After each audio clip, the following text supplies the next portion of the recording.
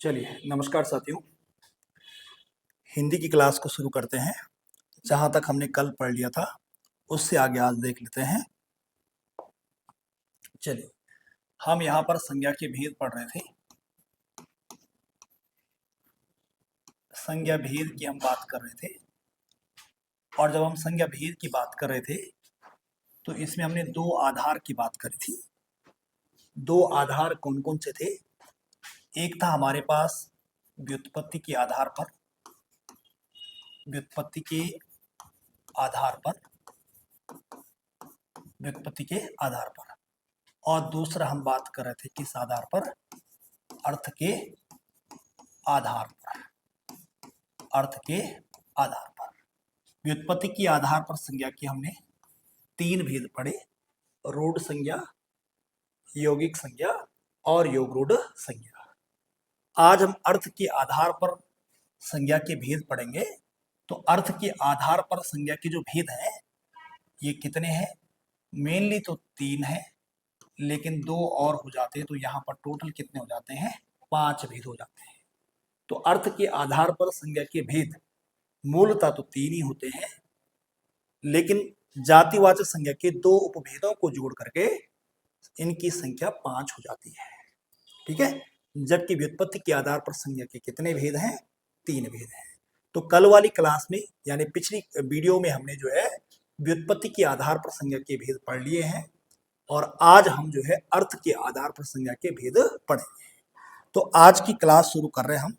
यदि आप चैनल पर नए हैं तो आप चैनल को सब्सक्राइब कर दीजिए, क्योंकि इस प्रकार की पूरी जो हिंदी ग्रामर है इसमें आपको जो है निःशुल्क मिलने वाली है ना। आप एलटी की तैयारी करो, आप जो है प्रवक्ता की तैयारी करो, आप पटवारी की तैयारी करें, फॉरेस्ट गार्ड की तैयारी करें, यूकेपीएससी और यूके ट्रिपल एससी द्वारा आयोजित जो भी परीक्षा उत्तराखंड में हो रही है और जहां हिंदी आती है उन सब में ये काम आने वाला है।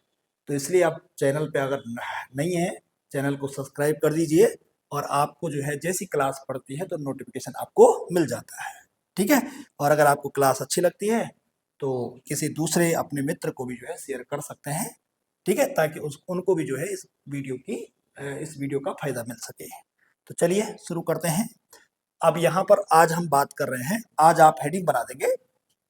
आज आपने हेडिंग बनानी है अर्थ के आधार पर संज्ञा के भेद। अर्थ के आधार पर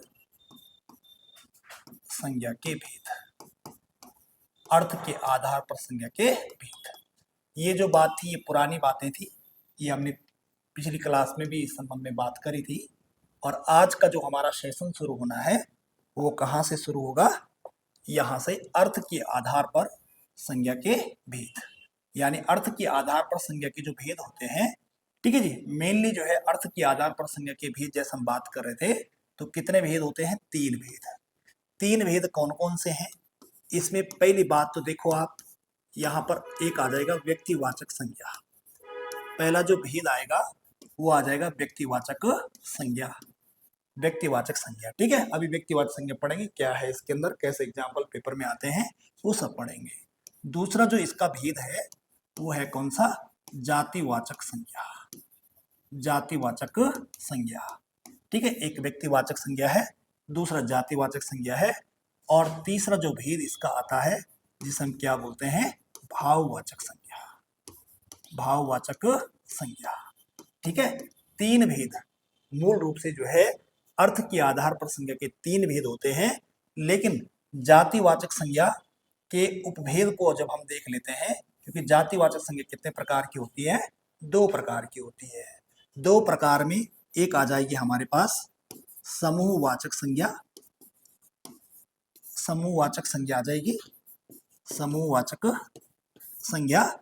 और दूसरा आ जाएगा द्रव्य, द्रव्य या पदार्थवाचक संज्ञा। द्रव्य या पदार्थवाचक संज्ञा, ठीक है। तो यहां पर आप ये देख लीजिए कि जो अर्थ के आधार पर संज्ञा के भेद हैं वो कितने हैं? 3। पहला है व्यक्तिवाचक, दूसरा है जातिवाचक, और तीसरा है हमारे पास कौन सा? भाववाचक, ठीक है। जातिवाचक संज्ञा, पहला है व्यक्तिवाचक संज्ञा और तीसरा जो है हमारा कौन सा है, भाववाचक संज्ञा। और जातिवाचक संज्ञा को हमने जो है दो भागों में यहाँ पे डिवाइड कर दिया है। पहला वाला है समूहवाचक संज्ञा और दूसरा है यहाँ पर द्रव्य या पदार्थवाचक संज्ञा। दूसरी बात यहाँ पर देखो, इन ये जो भेद हमने लिखे हुए हैं, अब यहाँ पर प्रश्न जब पेपर में आते हैं कि संज्ञा के कितने भेद होते हैं, ठीक है, क्योंकि 2-3 बार ऐसा पेपर में देखने को मिला है कि नॉर्मली पूछा कि संज्ञा के भेद कितने होते हैं। तो संज्ञा के भेद कितने होते, तो ऑप्शन में 3 भी था और 5 भी था, 3 भी था और 5 भी था। तो एक पेपर में ऐसा हुआ था कि सीधे 3 पे ही नंबर मिला था, ठीक है। और दूसरे पेपर में क्या हुआ कि बाद में जो है 3 में तो पहले मिला था, बाद में 5 पे भी नंबर मिला था, ठीक है। तो अगर ऐसा आता है कि संज्ञा के भेद कितने हैं और 3 और 5 अगर दोनों ऑप्शन मिलते हैं तो मूल रूप से आपको 3 ही टिक करना है, क्योंकि 3 में जो है दोनों बार नंबर मिले हैं, ठीक है। अगर 3 ऑप्शन में नहीं है तो फिर 5 भी कर सकते हैं, ठीक है। ये थोड़ा सा कंफ्यूजन बना रहता है, ठीक है, लेकिन नॉर्मली याद रखने के अर्थ के आधार पर संज्ञा के मूल रूप से 3 भेद हैं, लेकिन जातिवाचक संज्ञा के उपभेदों को जोड़ करके इनके भेद कितने हो जाते हैं, 5। तो अर्थ के आधार पर भेद 5 भी हो जाते हैं, लेकिन व्युत्पत्ति के आधार पर संज्ञा के जो भेद है वो कितने होते हैं, 3, रूढ़ संज्ञा, यौगिक संज्ञा और योग रूढ़ संज्ञा। अब यहाँ पर जब व्यक्तिवाचक संज्ञा की बात करेंगे, है ना, व्यक्तिवाचक का मतलब होता है कि जहां पर जो है किसी का व्यक्तिगत नाम लिया जाता है, ठीक है जी, किसी व्यक्ति का या किसी वस्तु का, है ना, जब हम व्यक्तिगत नाम लेते हैं तो व्यक्तिवाचक संज्ञा हो जाती है। जैसे हमने राम नाम लिया, है ना, हमने राम लिखा, ठीक है, या फिर गीता लिखा, है ना, या फिर अर्चना लिखा, पूजा लिखा, तो ये एक प्रकार से क्या है, किसी के व्यक्तिगत नाम है। जातिवाचक का मतलब होता है कि, है ना, ये पूरी जाति का ही बोध कराते हैं। जैसे लड़का, है ना, लड़का, है ना, हमने लिखा लड़की, हमने लिखा पुरुष, हमने लिखा महिला, हमने लिखा एक प्रकार से पशु, तो ये पूरी जाति को इंडिकेट करता है ना। और जातिवाचक संज्ञा के अंतर्गत भी जो है 2 भेद है, एक समूहवाचक, है ना, जो एक प्रकार से अपने समूह का बोध कराते हैं, जैसे टीम, जैसे परिवार, जैसे कक्षा, इस टाइप के शब्द आते हैं। और द्रव्यवाचक में क्या आते हैं, ठोस, द्रव्य, गैस सब आते हैं, है ना, धातुओं के नाम जैसे होते हैं, धातु के नाम मतलब जैसे लोहा, सोना, चांदी, तांबा, ये सब द्रव्यवाचक के अंदर आ जाएंगे। उसके अलावा जो तरल पदार्थों के नाम होते हैं जैसे तेल, घी, दूध, पानी, वो सब द्रव्यवाचक के पदार्थवाचक संज्ञा के अंदर आते हैं। फिर भाव में मतलब जब एक प्रकार से जो है जहां पर भाव का बोध होता है, जैसे भाव कैसे होते हैं, जैसे प्रेम है, जैसे क्रोध है ना, इसको महसूस किया जाता है, प्रेम, क्रोध, खटाई, मिठाई, मिठास, तो ये सारी की सारी भाववाचक संज्ञा आती है। तो एक एक करके पढ़ते हैं, इनको डिटेल में पढ़ लेते हैं। चलो आगे देख लेते हैं। सबसे पहले आप हेडिंग बना दीजिए, क्लास नोट्स के रूप में आप देखिए। सबसे पहले हेडिंग बनाइए व्यक्तिवाचक संज्ञा, आपने हेडिंग बनानी व्यक्तिवाचक संज्ञा, व्यक्तिवाचक संज्ञा आप हेडिंग बना दीजिए, ठीक है, इस प्रकार से। अब यहाँ से आप पॉइंट टू पॉइंट आप मेरे साथ जो है लिखना शुरू करेंगे, एक एक करके बढ़िया नोट्स बनाएंगे, ठीक है, नोट्स के साथ, क्योंकि नोट्स जब बढ़िया बन जाता है तो आदमी कभी भी रिवीजन करके बढ़िया जो है अपना रिवीजन कर सकता है। चलिए, तो चलिए शुरू करेंगे लिखना। यहाँ से पॉइंट लिखेंगे, जिस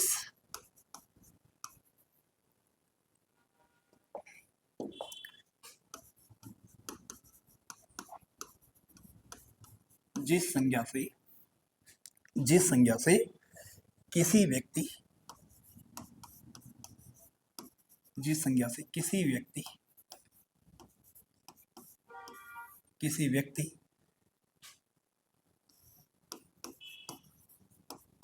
स्थान, वस्तु, जिस संज्ञा से किसी व्यक्ति, स्थान, वस्तु के नाम का बोध होता है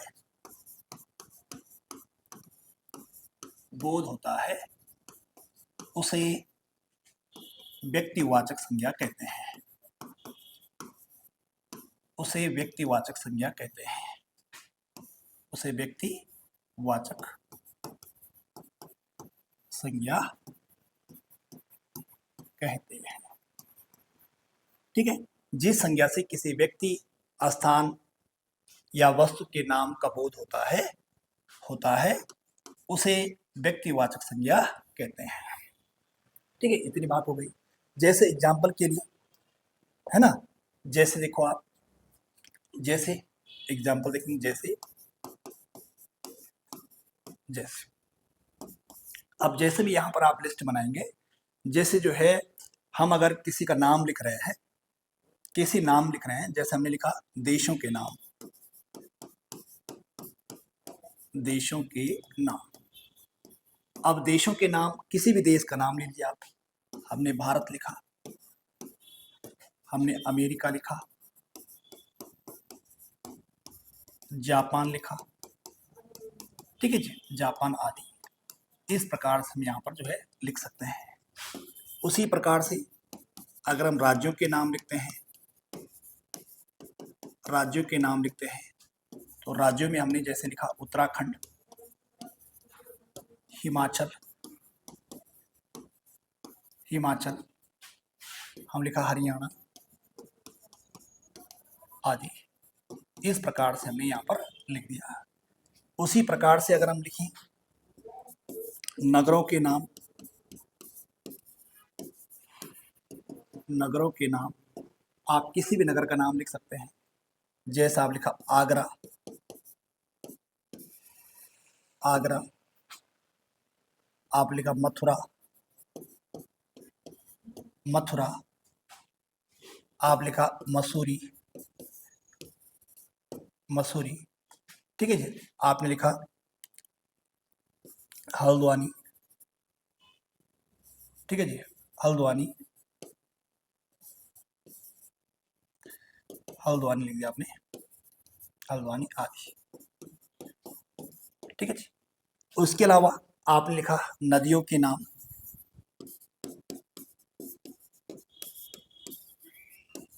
नदियों के नाम, जैसे आप लिखा गंगा, भागीरथी, अलकनंदा, अलकनंदा, आप लिखा यमुना आदि। इस टाइप से आप लिखा। आपने लिखा भाई पुस्तकों के नाम,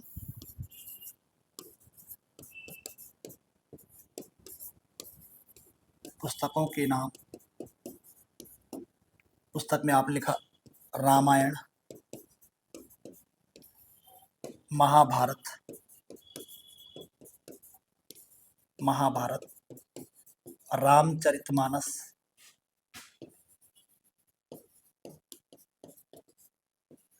रामचरितमानस आदि, रामचरितमानस आदि। इस प्रकार से आपने लिखा।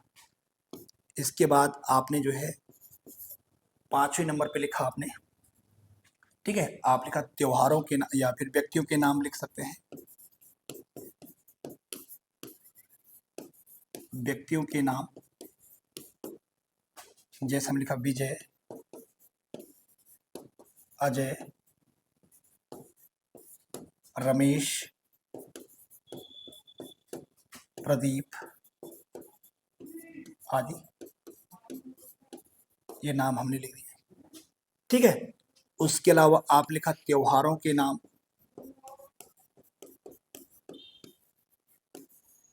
त्योहारों के नाम, त्योहारों के नाम में जैसे हम लिखा होली, होली, दीपावली, दशहरा, दशहरा आदि। इस टाइप से लिख सकते हैं, ठीक है।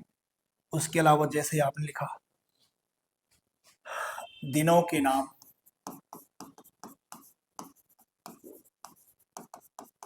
दिनों के नाम, दिनों के नाम में क्या आएगा, जैसा आप लिखा सोमवार, मंगलवार, बुधवार आदि, ठीक है, इस टाइप लिखा।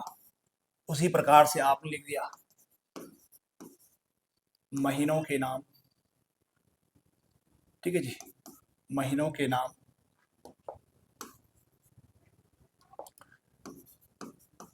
आप लिखा महीनों के नाम,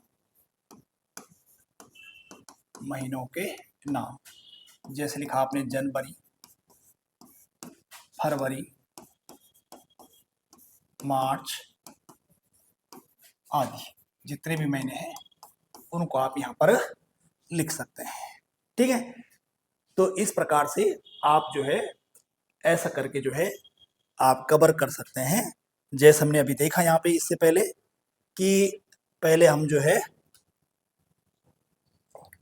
यहाँ पर जो है सबसे पहले हमने यहाँ पर जब हम व्यक्तिवाचक संज्ञा पढ़ रहे थे तो व्यक्तिवाचक संज्ञा से पहले जो है संज्ञा के भेद अर्थ के आधार पर हम पढ़ रहे हैं, और व्यक्तिवाचक, जातिवाचक, भाववाचक और उसके अलावा समूहवाचक और द्रव्यवाचक, इन सबको एक एक करके पढ़ना है।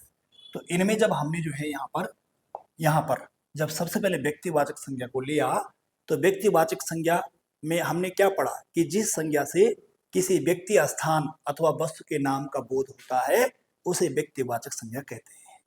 यानी 100 बात की एक बात सीधी ये है कि अगर किसी का व्यक्तिगत नाम मिल रहा है, अब व्यक्तिगत नाम चाहे वो किसी स्थान का है, चाहे किसी वस्तु का है ना, चाहे किसी व्यक्ति का है, तो वो नाम से व्यक्तिवाचक संज्ञा का उदाहरण आ जाएगा।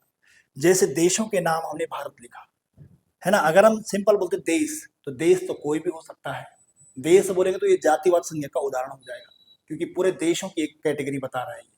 लेकिन उन देशों में एक देश भारत है, एक अमेरिका, एक जापान है, तो ये देशों के अपने व्यक्तिगत नाम है ना। वैसे राज्यों की अपने व्यक्तिगत नाम है, उत्तराखंड राज्य का अपना व्यक्तिगत नाम है, हिमाचल व्यक्तिगत नाम है, हरियाणा व्यक्तिगत नाम है। वैसे नगरों के नाम जैसे आगरा, मथुरा, अगर हम नगर बोलते हैं तो नगर जातिवाचक संज्ञा का भेद हो जाता है ना। लेकिन उन नगरों में एक व्यक्तिगत नगर है जिसका नाम आगरा है, जिसका नाम मथुरा है, जिसका नाम मसूरी है, जिसका नाम हल्द्वानी है। ठीक है, उसी प्रकार से नदियों के नाम है, अगर नदी बोलेंगे तो नदी जो है जातिवाचक संज्ञा का उदाहरण होगा।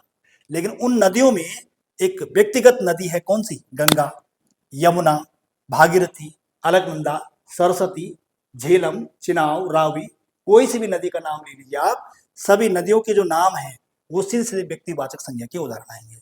यानी सभी नदियों के नाम, सभी नगरों के नाम, सभी राज्यों के नाम, देशों के नाम, व्यक्तियों के नाम, किसी भी व्यक्ति का आप नाम ले लीजिए, किसी भी त्योहार का आप नाम ले लीजिए, और किसी भी दिन का आप नाम ले, सोमवार, मंगलवार, बुधवार, किसी भी महीने के नाम ले लीजिए, ये सारे जो नाम हैं ये सीधे व्यक्तिवाचक संज्ञा के उदाहरण हैं।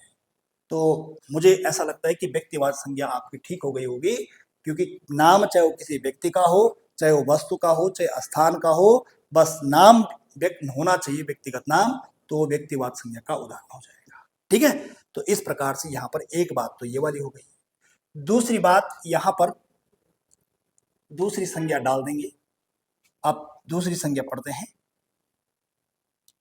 ठीक है, दूसरी संज्ञा हेडिंग बना देंगे आप। दूसरी संज्ञा कौन सी है? जातिवाचक संज्ञा, जातिवाचक संज्ञा, जातिवाचक संज्ञा आप हेडिंग बना दीजिए। जातिवाचक संज्ञा, ये आपने इस प्रकार से हेडिंग बना दी, जातिवाचक संज्ञा, जातिवाचक संज्ञा आप हेडिंग बना दीजिए। ठीक है, जातिवाचक संज्ञा। अब जातिवाचक संज्ञा में देखो आप, व्यक्तिवाचक संज्ञा हो गई, आप कौन सी संज्ञा पढ़नी है? जातिवाचक संज्ञा। ठीक है जी, तो जातिवाचक में क्या होगा? संपूर्ण जाति का बोध होगा, संपूर्ण जाति का। अगर लड़का बोल रहे हैं तो लड़के में सारे लड़के आ गए हैं, लड़की बोल रहे हैं तो लड़की, दुनिया में जितनी भी लड़कियां हैं वो सब उस कैटेगरी में आ गई है। ठीक है, तो जहां पर जिस संज्ञा शब्द से जो है उसकी संपूर्ण जाति का बोध होता है उसे हम व्यक्तिवाचक संज्ञा कह सकते हैं। तो चलिए परिभाषा लिखते हैं, लिखना वह संज्ञा शब्द, यहां से लिखेंगे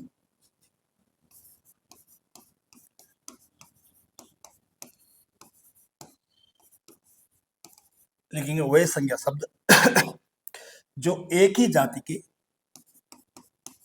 जो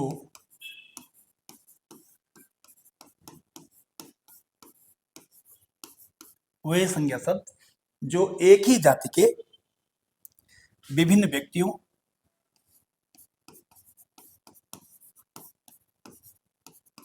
एक ही जाति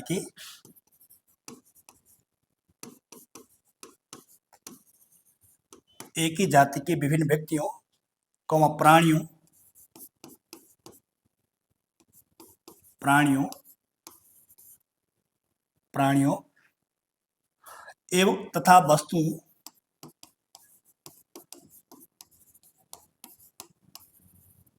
ठीक है, जो वह संज्ञा शब्द जो एक ही जाति के विभिन्न व्यक्तियों, प्राणियों तथा वस्तुओं का बोध कराती हैं,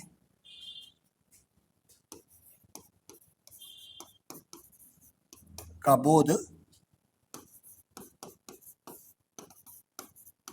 कराती हैं, वस्तुओं का बोध कराती हैं उन्हें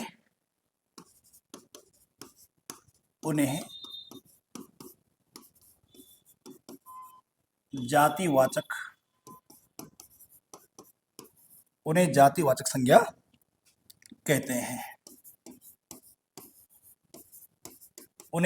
संज्ञा कहते हैं। जैसे ठीक है, जैसे एग्जाम्पल के लिए देख लेते हैं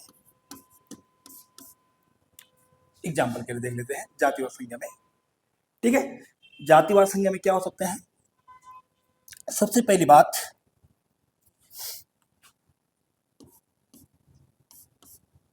नंबर 1 डालेंगे जातिवाचक संज्ञा में। हमने लिखा सगे संबंधियों के नाम, सगे संबंधियों के नाम, सगे संबंधियों के नाम। अब सगे संबंधियों के नाम कौन से हो सकते हैं? सगे संबंधियों के नाम में आप लिख सकते हैं, जैसे आप लिखा, हम लिखा माता पिता, जिनसे हमारा रिश्ता नाता होता है। हम लिखा भाई बहन, हम लिखा चाचा चाची, चाचा हो गया, चाची हो गई, है ना, मामा हो गया, मामी हो गई। जितने भी हमारे रिश्ते नाते हैं, सगे संबंधी हैं, उन सबके जो नाम है वो यहाँ पर जातिवाचक संज्ञा के उदाहरण बन जाते हैं।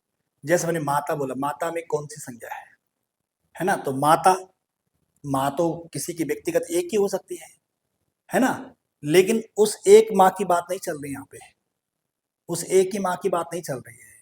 यहाँ पर माता का मतलब है कि दुनिया में करोड़ों माताएं हैं, है ना? दुनिया में बहुत सारी माताएं, माता एक कैटेगरी हो गई है, माता एक जाति हो गई है जो संपूर्ण माताओं का बोध करा रहा है। वैसे पिता है, करोड़ों पिता दुनिया में है ना? तो पिता शब्द जो है संपूर्ण पिता जाति का बोध करा रहा है। वैसे भाई है, कई भाई बहन हैं, तो बहुत सारे भाई बहन हैं, तो ये भाई और बहन की पूरी कैटेगरी बता रही, चाचा चाची की पूरी जाति का बोध करा रहे हैं। तो ऐसे जो शब्द होते हैं वो हमारे जो है जातिवाचक संज्ञा के उदाहरण होते हैं। उसके अलावा दूसरा नंबर दो में आ जाएगा, जैसे लिखा व्यवसाय, हम लिखा व्यवसाय, या लिख देंगे पद, या लिख देंगे कार्यों के नाम, व्यवसाय पद कार्यों के नाम। ठीक है जी। अब जो व्यवसाय है, पद है, कार्यों के नाम है, ये भी हमारे जो है क्या हो जाएंगे? जातिवाचक संज्ञा के उदाहरण हो जाएंगे। इसमें एग्जाम्पल के लिखेंगे आप, जैसे लिखा आपने, जैसे हम लिखा डॉक्टर, ठीक है, हमने डॉक्टर लिख दिया, हमने वकील लिख दिया, हमने जो है शिक्षक लिख दिया,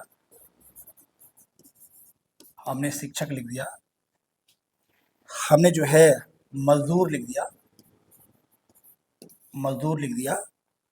हमने जो है नेता लिख दिया, नेता आदि। इस टाइप के जो शब्द आएंगे ये सारे के सारे जो है एक प्रकार से जो है व्यवसाय पद कार्यों के नाम है। जैसे डॉक्टर है, वकील है, शिक्षक है, मजदूर है, नेता है, उसके अलावा दर्जी है ना, या फिर यूं कहें राज्यपाल कहें, प्रधानमंत्री कहें, ठीक है। तो ये सारे पद है, सारे कार्य हैं, और व्यवसाय पद कार्यों के जो नाम होंगे वो हमेशा जातिवाचक संज्ञा के अंदर आएंगे। उसके अलावा जैसे हम पशु पक्षियों के नाम लिखते हैं, पशु पक्षियों के नाम,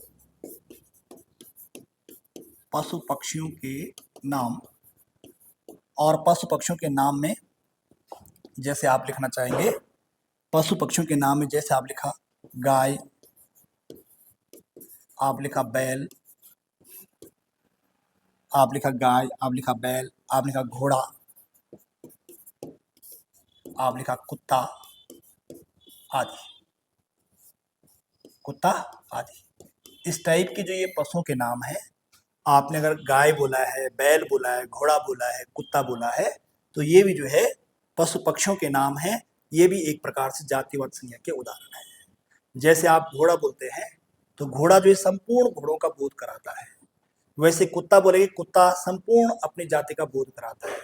लेकिन कुत्तों में अगर आप किसी कुत्ते का नाम लेते हैं, जैसे कुत्तों के नाम रखे रहते हैं, जैसे किसी ने जो है डॉगी रखा रहता है, किसी ने शेरू रखा रहता है ना, तो ऐसे करके जो कुत्तों के नाम आपने रखे होते हैं वो व्यक्तिगत नाम होते हैं। तो अगर आप किसी कुत्ते का अगर व्यक्तिगत नाम डॉगी है, तो डॉगी जो है कुत्ते का व्यक्तिगत नाम हो गया, व्यक्तिवाचक संज्ञा हो गया। लेकिन अगर कुत्ता बोलेंगे तो वो जातिवाचक संज्ञा का उदाहरण हो गया। उसी प्रकार से घोड़ा है, तो घोड़ा सामान्य रूप से जातिवाचक संज्ञा का उदाहरण है। लेकिन उस घोड़ा में अगर आपने जो है आपने यहाँ पर चेतक का नाम लिया, तो चेतक किसका घोड़े का नाम है? महाराणा प्रताप के घोड़े का नाम है। ऐसे आपने अगर अपने घोड़े का नाम रखा, अपने घोड़े खच्चरों का नाम अगर रखा हुआ है, तो वो व्यक्तिवाचक संज्ञा का उदाहरण आ जाएगा। ठीक है जी। लेकिन नॉर्मली ये कैसे हैं? जातिवाचक संज्ञा के उदाहरण है। इसी प्रकार से चौथा में आएंगे हम, एक और लिखेंगे, जैसे लिखा वस्तुओं के नाम, वस्तुओं के नाम, वस्तुओं के नाम। अब वस्तुओं के नाम में क्या ले सकते हैं? जैसे आपने पुस्तक लिखा, तो पुस्तक कोई वस्तु है। आपने पुस्तक लिखा, तो पुस्तक क्या है? एक जातिवाचक संज्ञा है। लेकिन उस पुस्तक में एक पुस्तक रामचरितमानस भी है, एक पुस्तक रामायण भी है, एक पुस्तक महाभारत भी है ना। तो हमने पहले व्यक्तिवाचक संज्ञा में पढ़ा है। तो पुस्तक का अगर व्यक्तिगत नाम है, जैसे रामचरितमानस है, जैसे भगवत गीता है, जैसे महाभारत है, तो महाभारत, रामचरितमानस ये व्यक्तिवाचक संज्ञा का उदाहरण है। लेकिन है तो पुस्तक है तो एक ग्रंथ है। तो चाहे ग्रंथ बोलो चाहे पुस्तक बोलो, ये शब्द जो है, ये पुस्तक नाम का जो शब्द है या ग्रंथ नाम का जो शब्द है, ये जातिवाचक संज्ञा के अंदर आएगा।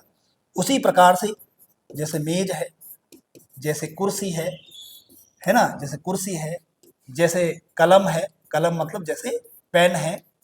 तो एक प्रकार से ये सारे के सारे जो है ये वस्तुओं के नाम है, और ये वस्तुओं के जो नाम होते हैं ये जातिवाचक संज्ञा के उदाहरण आते हैं।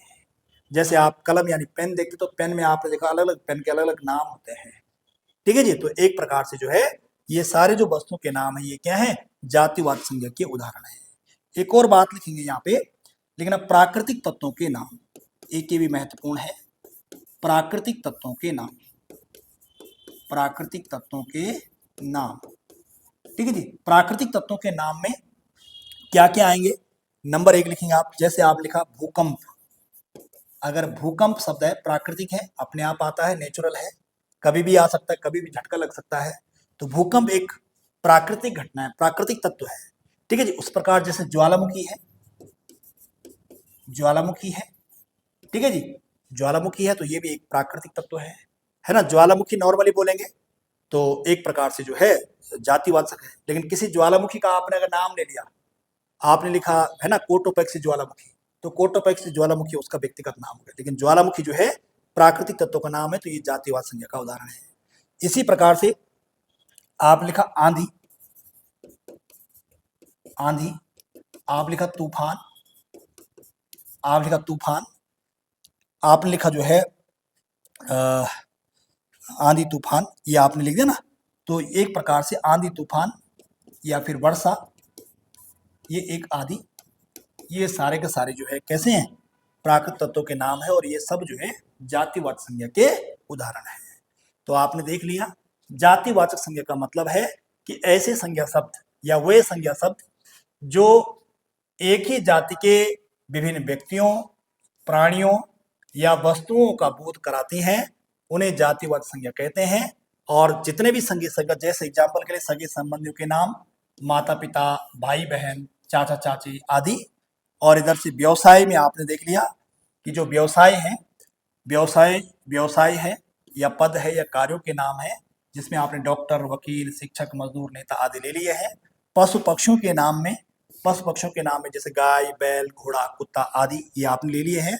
वस्तुओं के नाम में पुस्तक, मेज, कुर्सी, कलम आदि, और उसके अलावा जो है प्राकृतिक तत्वों के नाम में भूकंप, ज्वालामुखी, आंधी, तूफान, वर्षा आदि। ये हमारी पूरी जातिवाचक संज्ञा है। ठीक है, तो यहाँ पर व्यक्तिवाचक संज्ञा हो गया और यहाँ से हमारा क्या हो गया, जातिवाचक संज्ञा। ठीक है जी। अब इसमें एक बात और आपको ध्यान में रखनी है, एक चीज हम यहाँ पर और पढ़ते हैं। और क्या पढ़ते हैं, देखिए आगे आगे बढ़ते हैं। ठीक है, अब इसमें एक कंडीशन क्या आती है, एक कंडीशन ये आती है कि कभी कभी जो है व्यक्तिवाचक जो संज्ञा है वो जातिवाचक संज्ञा में बदल जाती है, और कभी कभी जातिवाचक संज्ञा होती है और व्यक्तिवाचक संज्ञा में बदल जाती है। तो ये काम भी हम यहीं पर देख लेते हैं। चलिए आगे बढ़ते हैं। हेडिंग बनाएंगे आप जरा यहाँ पर, यहीं पर बढ़ेंगे। व्यक्तिवाचक संज्ञा का व्यक्तिवाचक का जातिवाचक संज्ञा में परिवर्तन। व्यक्तिवाचक का जातिवाचक संज्ञा में परिवर्तन। जातिवाचक संज्ञा में परिवर्तन। जातिवाचक संज्ञा में परिवर्तन, ये आपने हेडिंग बना देनी इसमें। व्यक्तिवाचक संज्ञा का या व्यक्तिवाचक संज्ञा का जातिवाचक संज्ञा में परिवर्तन। अब हेडिंग बना देनी आपने। अभी व्यक्तिवाचक संज्ञा भी पढ़ ली और जातिवाचक संज्ञा भी पढ़ ली। जब हम व्यक्तिवाचक संज्ञा को जान लेते हैं, जातिवाचक संज्ञा को जान लेते हैं, तब ये भी जान लेते हैं साथ में कि कभी कभी व्यक्तिवाचक संज्ञा का जो एग्जाम्पल होगा वो जातिवाचक संज्ञा में किस प्रकार से परिवर्तित होता है। तो चलिए शुरू करेंगे। यहाँ पर देखो, यहाँ से पॉइंट बनाइए आप मेरे साथ, बढ़िया से नोट्स बनाएंगे। सीधे सीधे आप ये समझे कि आप जो है ऑनलाइन ना पढ़ करके आप सीधे ऑफलाइन में पढ़ रहे हैं, और बहुत बढ़िया एक तरीके से आप नोट्स बनाते जाओ, आपको बहुत आनंद मिलेगा लास्ट तक अगर आप पूरा देखते हैं। तो चलिए देखेंगे जरा, यहाँ पर लिखेंगे जब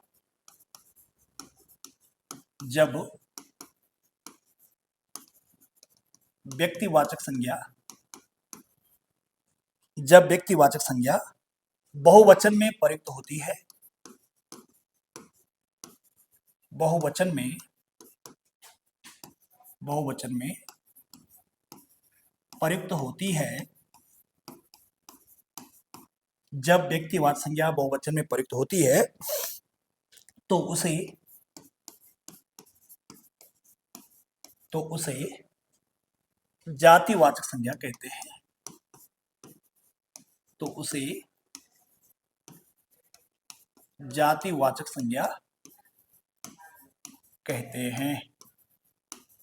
तो उसे जातिवाचक संज्ञा कहते हैं। जैसे एग्जाम्पल दे दिया हमने, जैसे दो तीन एग्जाम्पल आप लिख सकते हैं।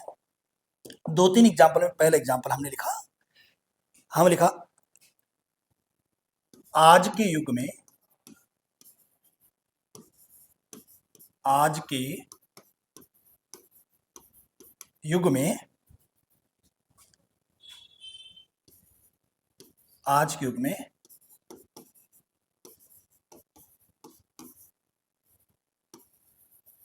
जय चंदों से, या आज के युग में जय चंदों की कमी नहीं है। हमने एक लाइन लिखी कि आज के युग में जय चंदों की कमी नहीं है। ठीक है जी। तो यहां पर देखिए लाइन क्या लिखी हुई, देखो एक एग्जांपल और लिख दीजिए। पहले यहां पर आप जयचंद को अंडरलाइन कर देंगे, मैं अभी समझाता हूं। दूसरा एग्जांपल भी लिख लीजिए आप। पहले दूसरा एग्जांपल लिखेंगे आप, हमें देश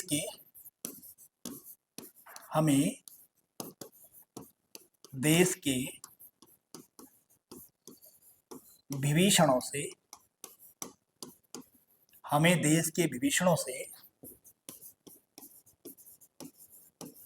बचकर रहना चाहिए। हमें देश के विभीषणों से बचकर रहना चाहिए। यहां पर आपको विभीषणों को अंडरलाइन कर देना है। और एक और आप लिखिए, आप एक और एग्जाम्पल लिखेंगे,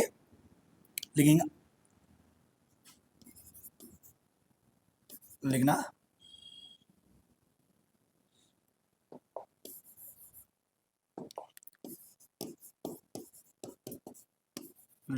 वर्तमान में भी हरीशचंद्रों की कमी नहीं है। हरिश्चंद्रों की कमी नहीं है, हरिश्चंद्रों की कमी नहीं है। यहां पर आपको हरिश्चंद्र को अंडरलाइन करना चाहिए। अब देखो कैसे, अब यहां पर समझते हैं बात को, देखिए जरा चीज को। हम यहां पर बात कर रहे हैं कि व्यक्तिवाचक जो संज्ञा है ये कैसे जो है जातिवाचक संज्ञा में बदल जाती है।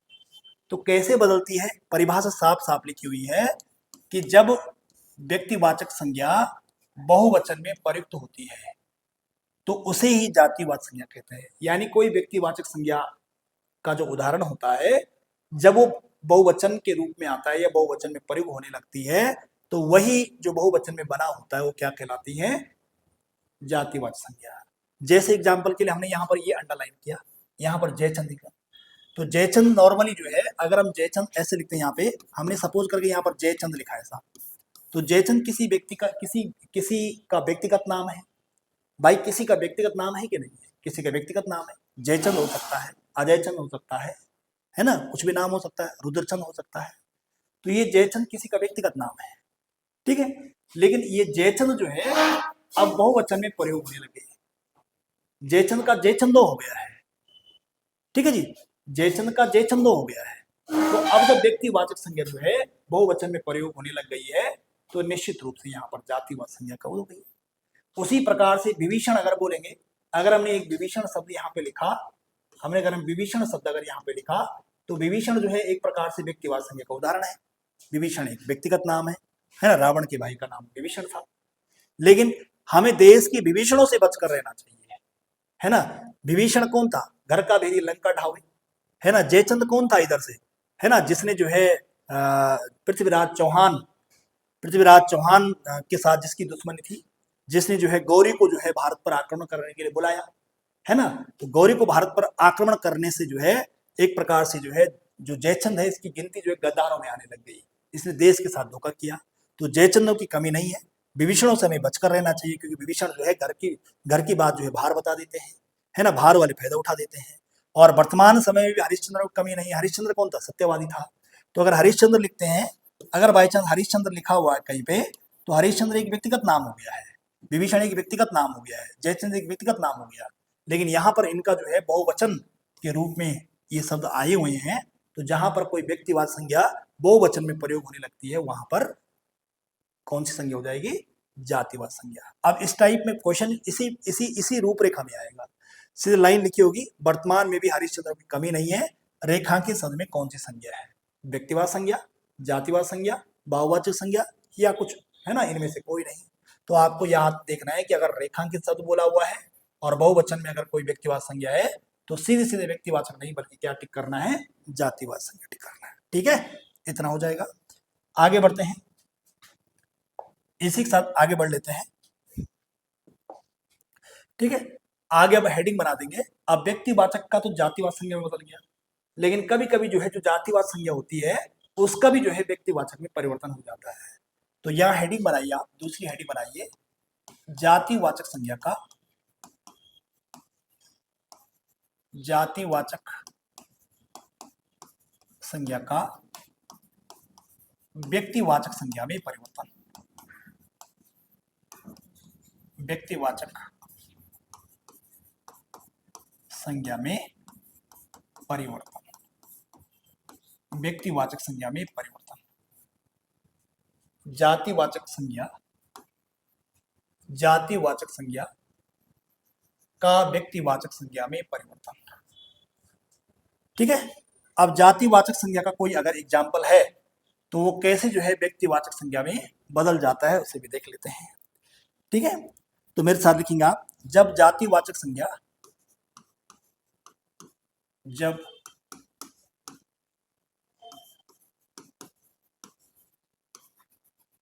जातिवाचक संज्ञा, जब जातिवाचक संज्ञा रूढ़ होकर,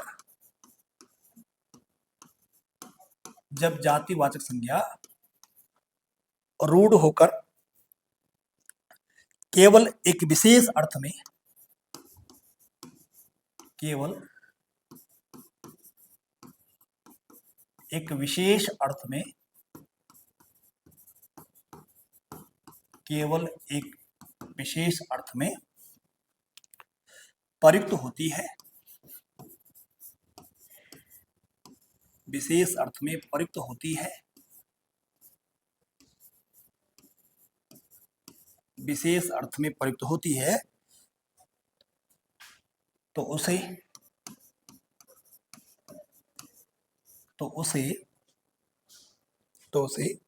व्यक्तिवाचक संज्ञा कहते हैं।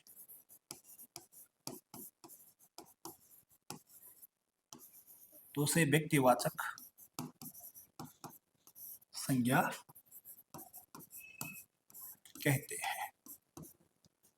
जब जातिवाचक संज्ञा रूढ़ होकर के केवल एक विशेष अर्थ में प्रयुक्त होती है तो उसे व्यक्तिवाचक संज्ञा कहते हैं। जैसे एग्जाम्पल देख लेते हैं। जैसे आप लिखा, जैसे एग्जाम्पल देख लेते हैं। पहला एग्जाम्पल देख लेते हैं। पंडित जी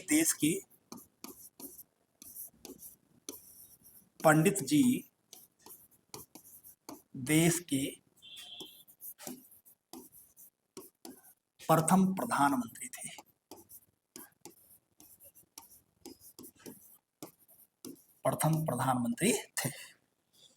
दूसरा एग्जाम्पल लिखेंगे। गोस्वामी जी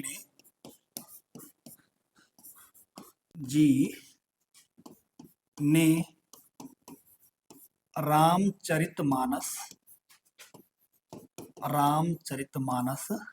की रचना की थी।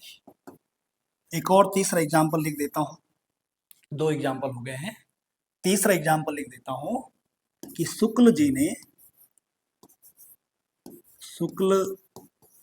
ने हिंदी साहित्य का इतिहास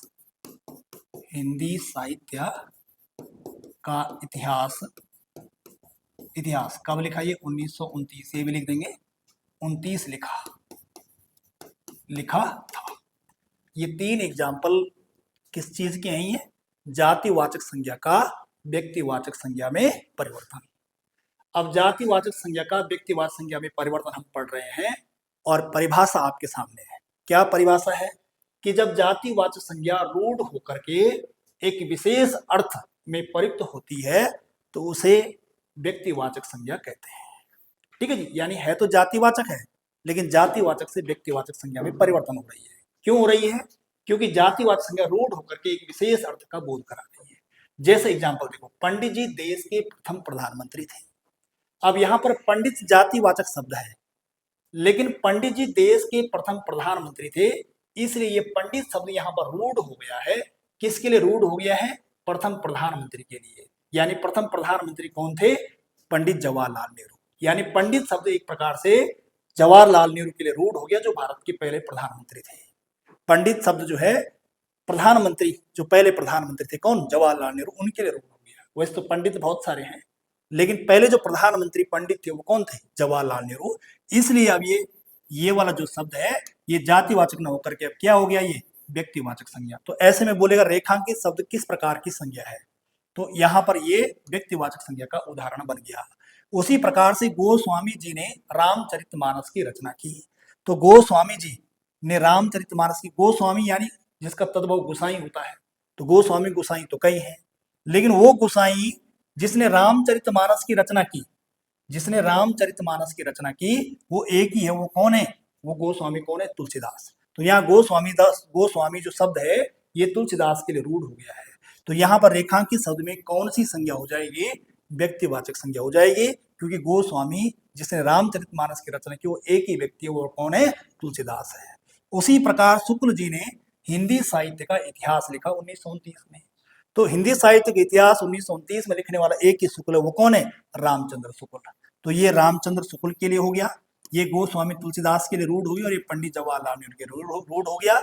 और जब कोई जातिवाचक संज्ञा रूढ़ होकर के कोई विशेष अर्थ प्रयुक्त करती है तो वह व्यक्तिवाचक संज्ञा के उदाहरण बन जाते हैं। तो ये तीनों जो एग्जाम्पल हैं ये व्यक्तिवाचक संज्ञा के हैं। तो इस प्रकार से आज हमने देखा इस क्लास में जो है हमने क्या क्या पढ़ा, आज कहाँ से शुरू किया हमने? ठीक है, हमने करा शुरू कहाँ से? यहाँ से संज्ञा के भेद से। पिछली वाली वीडियो में आपने जो है संज्ञा के बारे में जाना कि संज्ञा क्या है, संज्ञा के भेद तक हम पहुंचे थे।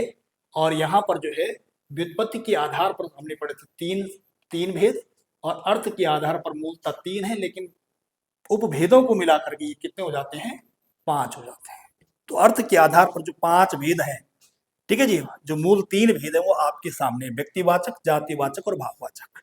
और जातिवाचक के 2 उपभेदों को मिलाकर जो 5 हो जाती है, ये समूहवाचक और द्रव्यवाचक को मिलाकर के होती है। ठीक है, इसके बाद हमने इसमें आगे पढ़ा, क्या पढ़ा इसमें आगे, कि व्यक्तिवाचक संज्ञा क्या होती है। तो जिस संज्ञा में किसी व्यक्ति, स्थान, वस्तु के नाम का बोध होता है उसे हम व्यक्तिवाचक संज्ञा कहते हैं। जैसे देशों के नाम, राज्यों के नाम, नगरों के नाम, नदियों के नाम, पुस्तकों के नाम, व्यक्तियों के नाम, त्योहारों के नाम। और उसके अलावा यहाँ पर आगे हमने बात करी थी, दिनों के जो नाम होते हैं, महीनों के जो नाम होते हैं, वो सारे व्यक्तिवाचक संज्ञा के उदाहरण होते हैं। जातिवाचक संज्ञा के अंदर हमने बात करी वही संज्ञा शब्द जो एक ही जाति के विभिन्न व्यक्तियों, प्राणियों, वस्तुओं का बोध कराती है, उन्हें जातिवाचक संज्ञा कहते हैं। जैसे एग्जाम्पल के लिए सगे संबंधियों के नाम, जैसे व्यवसाय पद कार्यों के नाम, पशु पक्षियों के नाम, वस्तुओं के नाम, प्राकृतिक तत्वों के नाम, ये सारे नाम जो है जातिवाचक संज्ञा के अंदर आते हैं। इसी प्रकार से आगे पढ़ा कि जब व्यक्तिवाचक और जातिवाचक संज्ञा पढ़ लेते हैं तो व्यक्तिवाचक का जातिवाचक संज्ञा में परिवर्तन कैसे होता है, कि जब व्यक्तिवाचक संज्ञा बहुवचन में प्रयुक्त होती है तो उसे जातिवाचक संज्ञा कहते हैं। जैसे आज के युग में जयचंद्रों की कमी नहीं, हमें देश में भीषणों से बचकर रहना चाहिए, वर्तमान में भी हरिश्चंद्रों की कमी नहीं है। इस प्रकार से आपने ये पूरा समझ लिया है। और आगे लास्ट हमने जहां पर बात करी थी कि जातिवाचक संज्ञा का व्यक्तिवाचक संज्ञा में परिवर्तन कैसे होता है, तो ये सारा चीज हमने जो है पूरा पढ़ लिया है। इस प्रकार से जो है व्यक्तिवाचक और जातिवाचक संज्ञा हमारी कंप्लीट हो गई है। और इसके बाद हम आगे जो पढ़ेंगे, अगली क्लास में जो पढ़ेंगे वो पढ़ेंगे क्या, आगे जातिवाचक संज्ञा के प्रकार, जिसमें समूहवाचक संज्ञा और द्रव्य पदार्थवाचक संज्ञा, और फिर उसके बाद पढ़ेंगे भाववाचक संज्ञा। ठीक है, इस प्रकार की क्लास अगर आप और पढ़ना चाहते हैं तो आप जो है जब क्लास देखते हैं तो थंब करिए, और चैनल पर अगर नए हैं तो सब्सक्राइब कर दीजिए, क्योंकि आपका एक थंब करना और चैनल को सब्सक्राइब करना हमारे लिए मोटिवेशन का काम करता है, और ये उम्मीद जगाता है कि इस प्रकार की क्लासें और आपको देनी चाहिए। तो इसी के साथ जो है आज इस क्लास को जो है यही फ्रेंड करते हैं। जय हिंद, वंदे मातरम।